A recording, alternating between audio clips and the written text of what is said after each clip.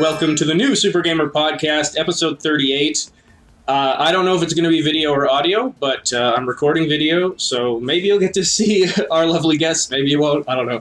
But our guests, we have Stephen Bell, Joel Clark, and Sam Rosenthal of the Game Band, of Blaseball renown, a very big game that is currently in a grand siesta, and someone's dog. But thank you all for being here. Thank you for having us. Yeah, thank you. I wore specifically this 93 World Champions jacket for this interview here. It's pretty old. Blue Jays jacket. It is a Blue Jays jacket. It's cool. Are you in Toronto? No, I'm in Winnipeg, and most Winnipeggers, I think, would be upset to admit that Toronto is Canada's baseball team. But they are. I actually didn't know Toronto won. Baseball didn't write a game all of Canada. Pardon? I said baseball, I guess they're writing game all of Canada. Yes. I do have a question about that, actually. Do you have a Canadian on staff? Because Moist Talkers is obviously a Justin Trudeau thing. It is? It is, because he said this weird... he just, misspoke one time, and he said, speaking moistly. Yes.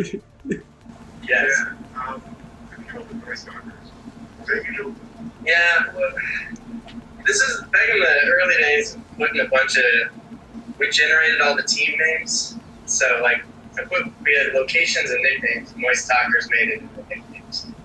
At the time, we had a ton of, quarantine-specific types of nicknames and stuff for, all related to COVID. We cut most of them, but Moist Talkers made it. It's good. It's amazing. So. Well, they're the team that I've chosen anyway. Look good. Yeah. And we do have a Canadian or at least a Canada transplant. Felixs, our producer, with over in Canada. Right. And actually, I'll get to a tweet from Felixs, but first, so I was explaining to friends that I had this interview coming up. Some of them knew what Blaseball was, some of them didn't, and I found myself, as I was explaining it, getting excited. It starts with a sort of it's not baseball, but it's kind of like baseball. You pick a team and you bet on these teams, blah, blah. And then as I get going, it's and peanuts fall from the sky and people get incinerated and someone was brought back from the dead. So, when you have to explain this to people, what's the typical response you get?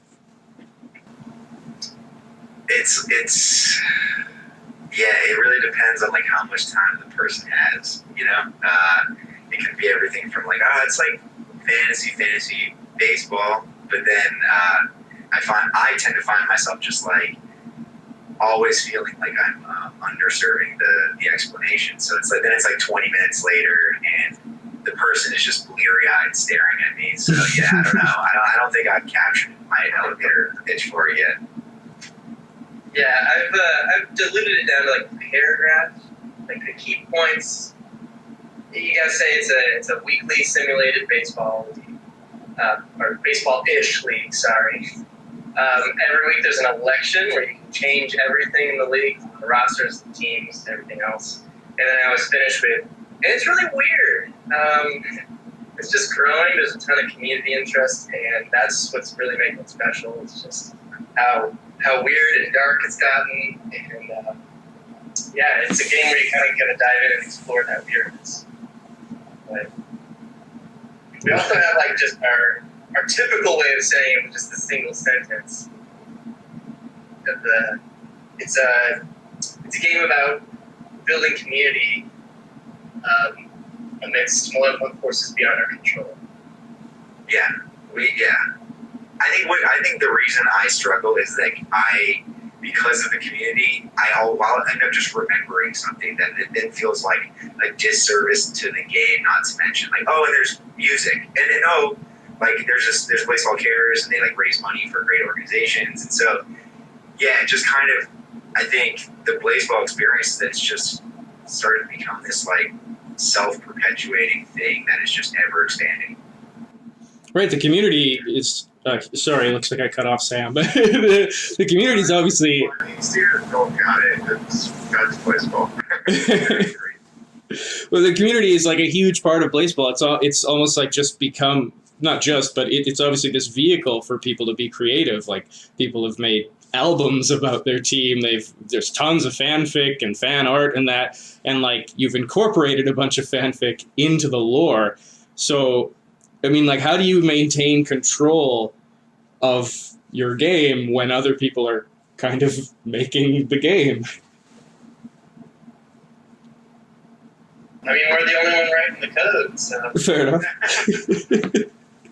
I don't know. Like, I'm not sitting there thinking about like how we maintain control of this thing, especially because it's more like we're steering this out of control vehicle. Like we're on a runaway train. Like nobody's in control of it. But I was gonna say, I think we tend to be like, we try to be a bit discerning and judicious when it comes to what we're putting on the site, so that, you know, that might be considered like canon, just because, you know, that there are implications to that. But sometimes, you know, something just feels right, like the dial tone that felt right. So yeah, you kind of have to just feel it out.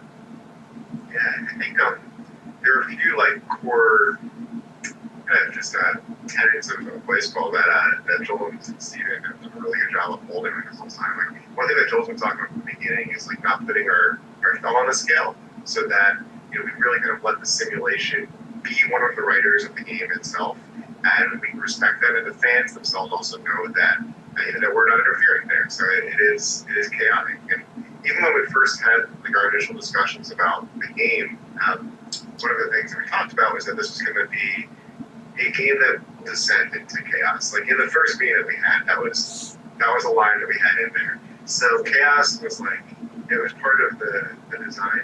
And you can't control chaos, you just can manage it to the best that you possibly can. So I had read, I believe it was on a blog for your company, that this was a bit of a Hail Mary project, sort of like the studio was in a bit of financial uncertainty, and this was just sort of like, all right, we're gonna give it a go with Blaseball here. So how did those circumstances shape what Blaseball is? Yeah, that's exactly right. You know, so our first game, Where Cards Fall, it came out last year on Apple Arcade in September, and it's being re-released with an updated version for Switch and PC next year. But we also, you know, between these two releases of it, we were basically pitching other projects. We were like hoping to kind of follow it with something on a similar scale, a different type of game, but you know, around kind of the same sort of scope, maybe a little bit larger. And there was a lot of uncertainty just in the whole world and in the industry, and we were having a hard time getting traction. And you know, in the video games industry, typically the game takes about like 6 months minimum from the pitch stages to get like green lit and you're ready to go. And our studio, we just released a game, like we were not set up to survive that long. So I wanted to find a way to basically like see if there was another way that we could bring in some income and make a game that would connect a lot of people during this time. The circumstances also meant that like if the game was going to come from us, we weren't going to be seeking outside funding for it, that the scope had to be doable for a small team. So, you know, that's one of the reasons why we didn't put any visuals on it, you know, besides just the names and the faces. You know, we also, the game band, like we tend to think we're doing something that is like very small scope, and it often spirals outside of that, which certainly happened with Blaseball. But at least like the conditions of where we were led to some of the early decisions, but the game kind of took off from there. Yeah, and I think we didn't like, because we didn't expect a lot from Blaseball, like as we were making it, we were even working on other projects, and it was kind of like sort of a side thing, sort of a main thing, but we just kept pouring stuff into it, and there was very little filter.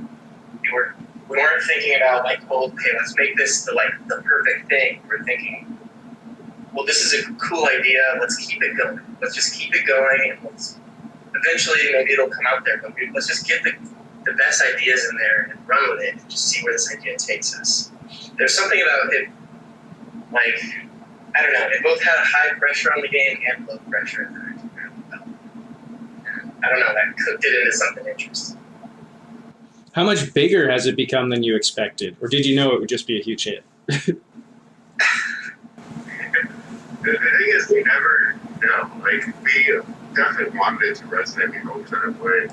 I remember distinctly feeling that night before it came out, like, is this a huge mistake? Is this going to be so weird and bizarre that, like, everyone is just going to laugh at us and it will destroy the studio? Like, those were my thoughts the day before this game came out. I didn't share them with anybody. It's just like, until now, actually. It's just kind of like, no, it's probably going to be fine. And then, Tim, I remember having a call the night before with you. We were like both kind of looking at this thing and like, yeah, is this okay, maybe I didn't share it. You're sharing it a little bit there.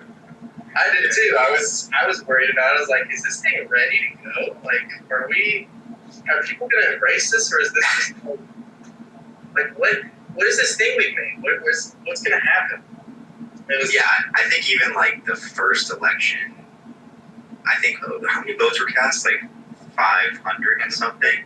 And 1,500 maybe. 1,500, yeah. And even that felt like, wow, okay, there's some people paying attention to this, and then, we're getting millions of votes cast now. So it definitely just, I think in season 3 was when it really kind of, I mean, maybe even season 2 is when it hit us, but like season 3, everything seemed to be on fire due to that like exponential growth. So that's when it really kind of hit us, I think.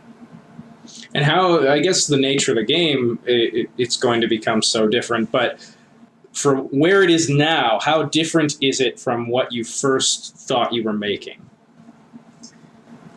It's what's funny. Sam mentioned it, and like when Sam first pitched this like idea to the team, and then we had a meeting and we like talked about it like maybe an hour, 2 hours, and we landed on that pretty much what like the pitch is pretty accurate to what the game is.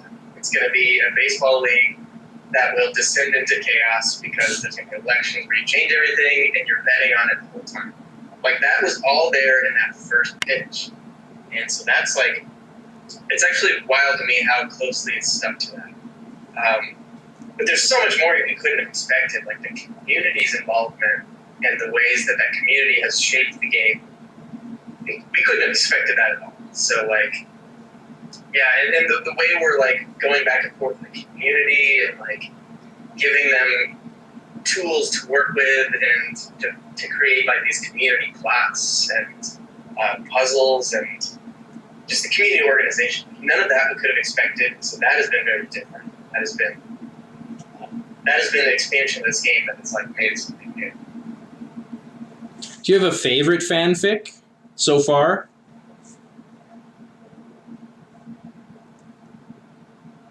There's so many. Yeah.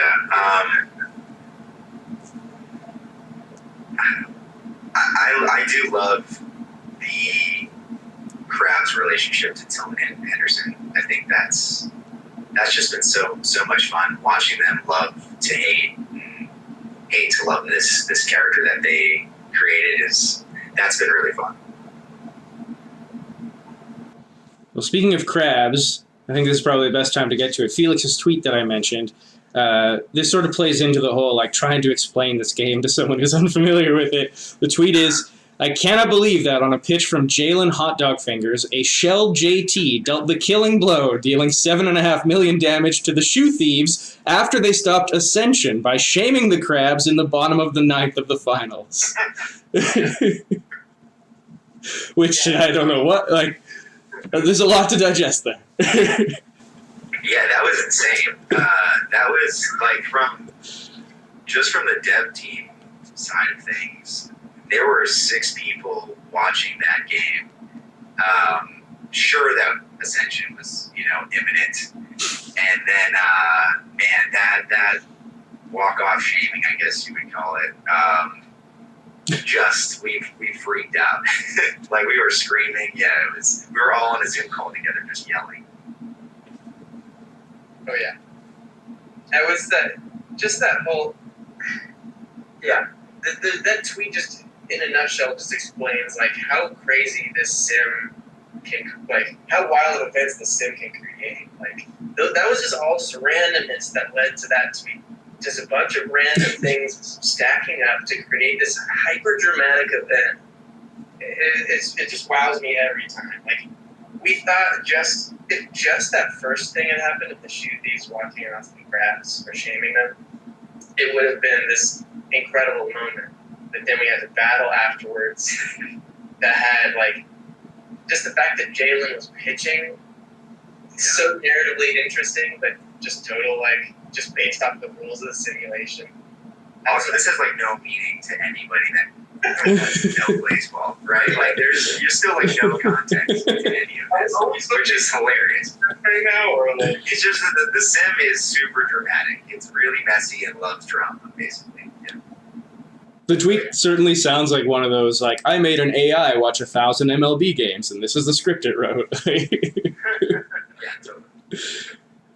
What's the genesis of the Grand Unslam? The genesis of the Grand Unslam. I think it was a glitch or something, right? yes. This is the third season, and the third season on our side was like putting out fires on the server every day. Our server machines just could not keep up with the growth of the site, and it was causing some pretty wild stuff behind the scenes. So, oh man, yeah, the Grand Unslam. I mean, on the front end was like what, like who was it? Was the shoe? It was the Tacos and the Shoe Thieves. I think it was 15th inning, I think, or it was tied 15-15, something like that. But it was in extras, team in extra innings, and there was a Grand Slam that seemingly broke time and space. So like 4 runs got added, and then the game froze and crashed. Or no, 4 runs got added, the play continued, and then suddenly the glitch happened, the error happened. Those runs got taken away, and then everything crashed. It went back in time. It did go back in time, yes, which we don't understand. Yeah. We can confirm that there were just separate reality, and where the separate realities collided. I don't know which one we're in, but that is what happened. Behind the scenes, Joe was like, okay, so there are now multiple leagues running at the same time. This game has happened kind of in multiple dimensions simultaneously. We don't know how that happened, but it threatened to just destroy everything, I think. I still can't fully explain all of it, to be honest. Like, there's still pieces of it that I'm like, I don't know what happened. The Shoe Thieves and Tacos both ended up with an extra win after that. And I still, to this day, have no idea what code would have done that. At the time, I'm sure it was very stressful, but I love that happens, and you're just like, well, we're going to roll with it. It's now part of the game. Yeah, Joel made that rule kind of really early on, which was just, we need to embrace the bugs and make that the story. And that has, I think, served us pretty well and kept things feeling really improvisational and surprising, sometimes even for us in big ways. But yeah, that took us in a whole new direction. And because of that, we got Los Angeles, like Infinite Los Angeles and Wyatt Masoning. And again, like none of this makes sense to anybody that doesn't know, that wasn't there or hasn't like read wiki articles about it. But it really kind of like set the tone for everywhere we went. Yeah, the thing is, on this game, since it's so ongoing and so fluid, like, we treat just everything like it's a writing prompt. Everything's a writing prompt, whether it's a bug or some fan lore or, like a fan propaganda campaign or something, or just the simulations events. Everything is a writing prompt that we can build off of to create more narrative or more systems off of. So, I love that style of design, and it's rare that you get a project that lets you do that. So it's really cool Blaseball to be able to just lean into all of this stuff, lean into your bugs, and just run with it. So I distinctly remember when we were first prototyping Blaseball, you saying to me, I can't believe, like, I never thought I would be working on a project like this professionally. Yeah. Here we are. I feel like I said that multiple times to you, Sam. So kudos for continuing to create writers. Has there been any visceral reaction, like, you know, a player gets incinerated or something? Have you had any, like, emails that are just like, how dare you? Or is the community just pretty cool about that?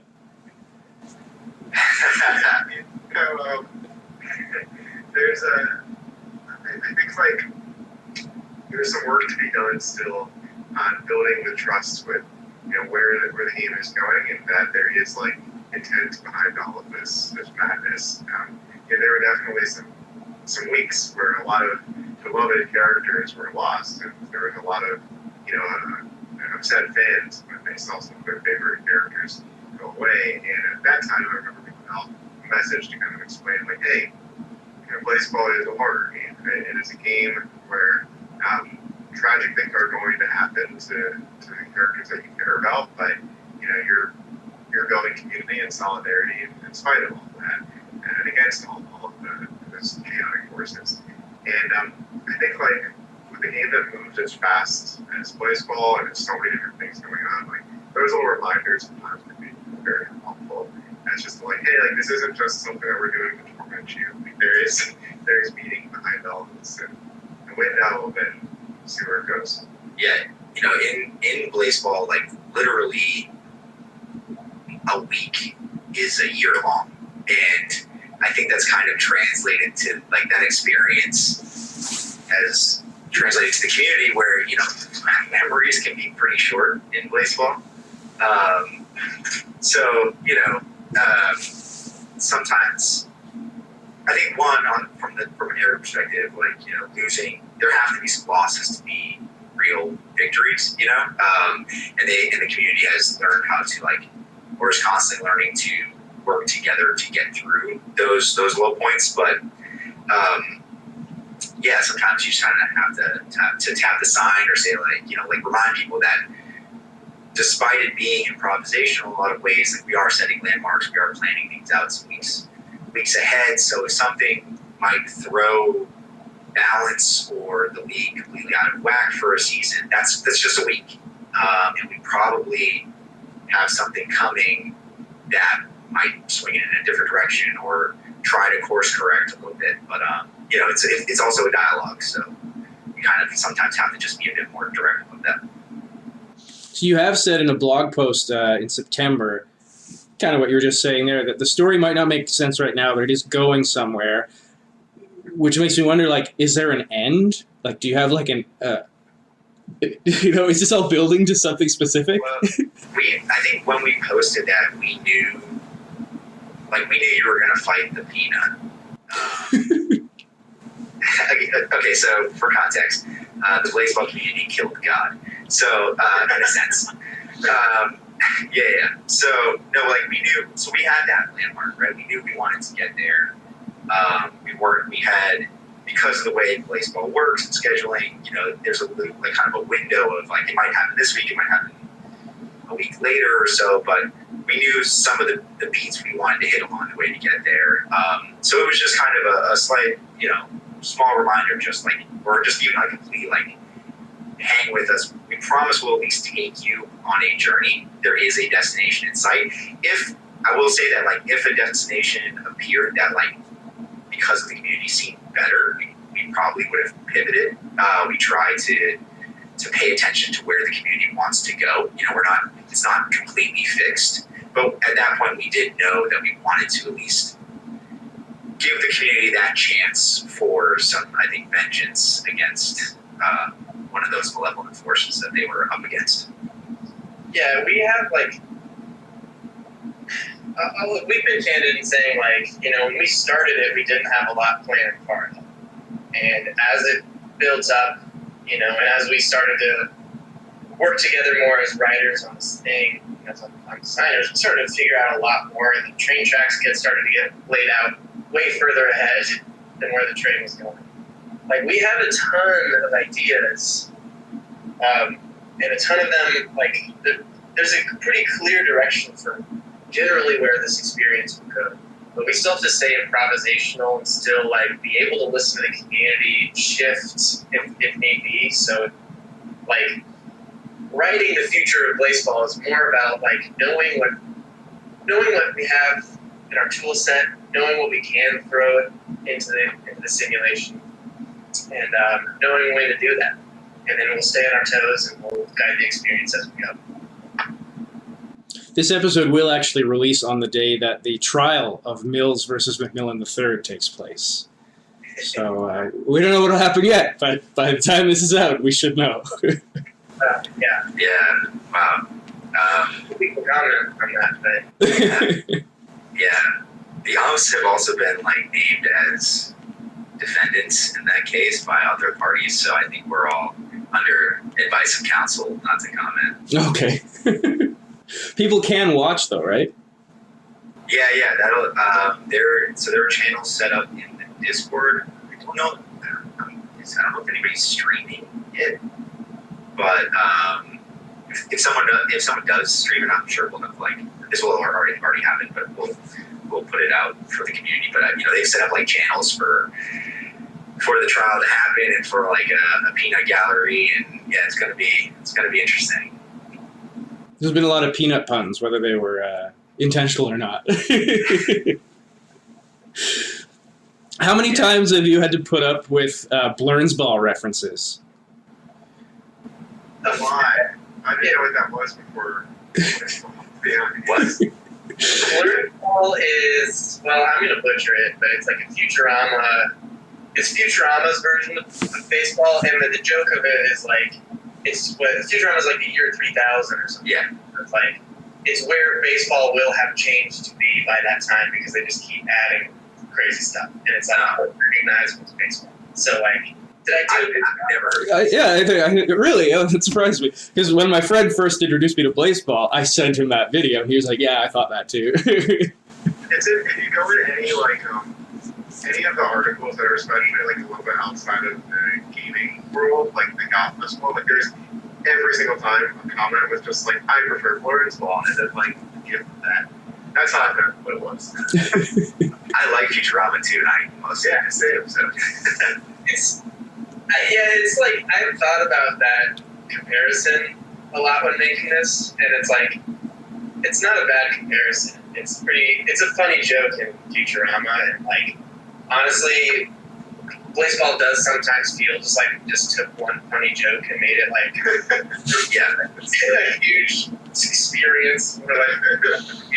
I was a huge like Calvin and Hobbes fan. Like it was like super influential to me growing up. So seeing anybody even related to Calvin Ball, just that was everything for me. I was like, okay, perfect. I'm so proud of that. So yeah, and honestly, like we're all sports fans, and we're all like this type of humor around sports and like changing the rules of sports and like these type of jokes have been around for so long that it's like.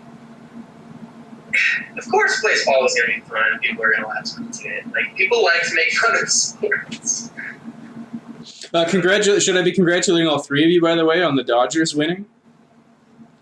yeah, we're Joel, I did want to say, Joel, how does it feel knowing you were holding LA sports teams back? I'm just happy for them, whether it was with me or without me. When I left Kansas City to move out to LA, the Royals finally won their championship. Okay. Oh, look at this. So there's a common thing here. I'm already Kansas City, and now you're doing it again. I think the Chiefs are okay. Yeah, no kidding. Patrick Mahomes might be able to outplay your ex on that.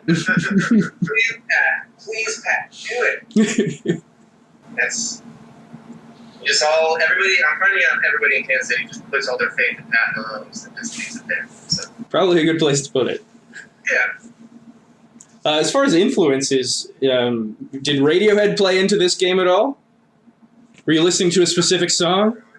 That was definitely for the first one, for her first ball. I don't think there's a Radiohead horror baseball song, but maybe the next album will surprise us again. I guess the one thing that kind of is like Radiohead is that it's less about baseball and more about the game made is that one of the things that we like to do is not just repeat ourselves, make the same thing over and over again, and surprise people and shift between genres and styles. And where cards ball and blaseball are two very, very different types of experiences.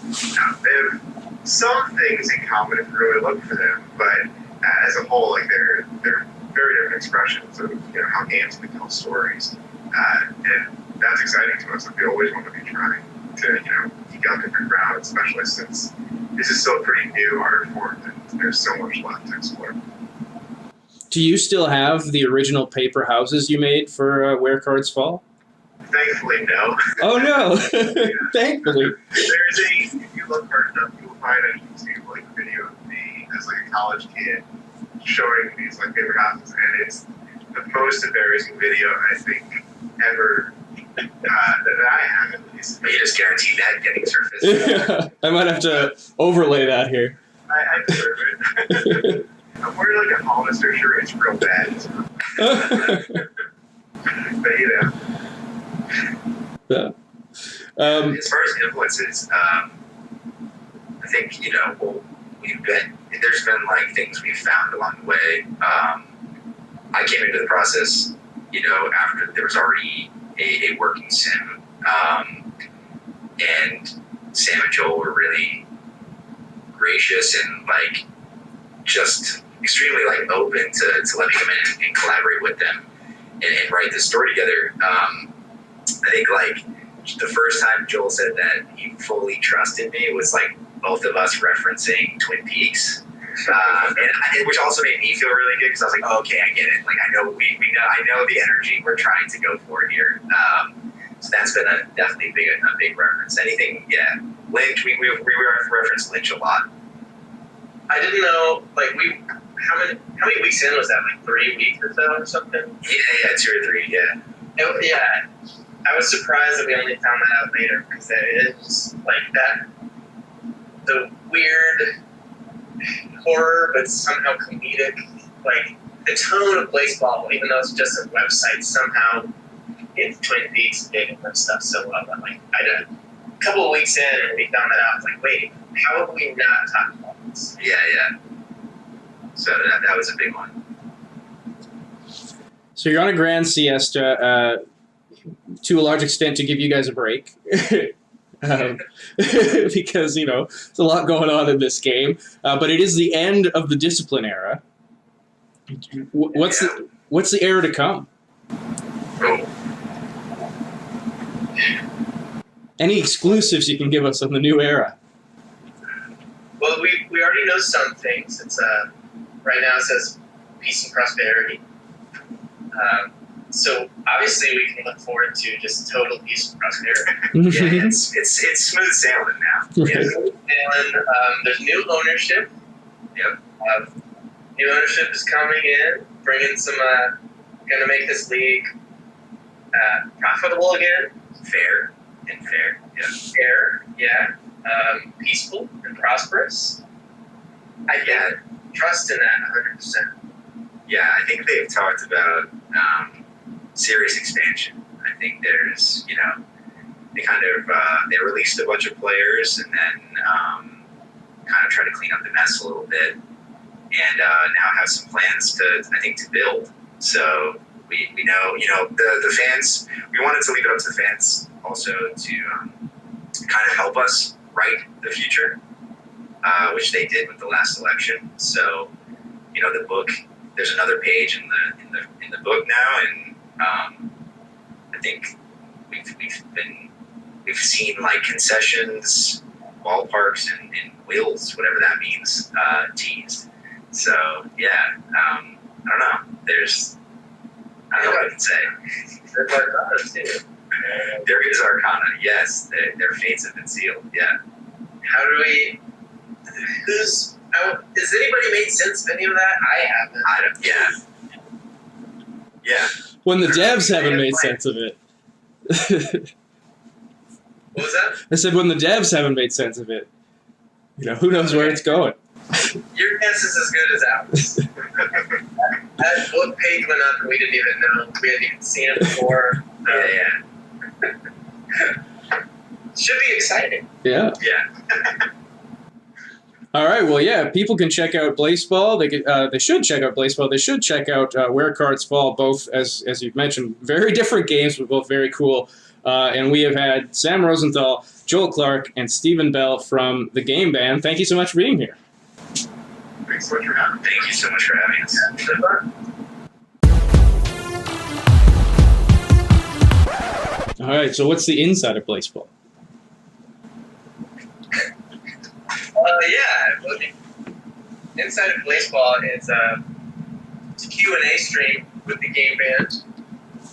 It's the first stream of its kind. We're going to let, if you're a Patreon subscriber at a certain tier, you'll be able to submit your questions to the Game Band, and we will just have to answer as many as we can in a lightning round style that question and answer. So we're also going to make the stream available to everyone.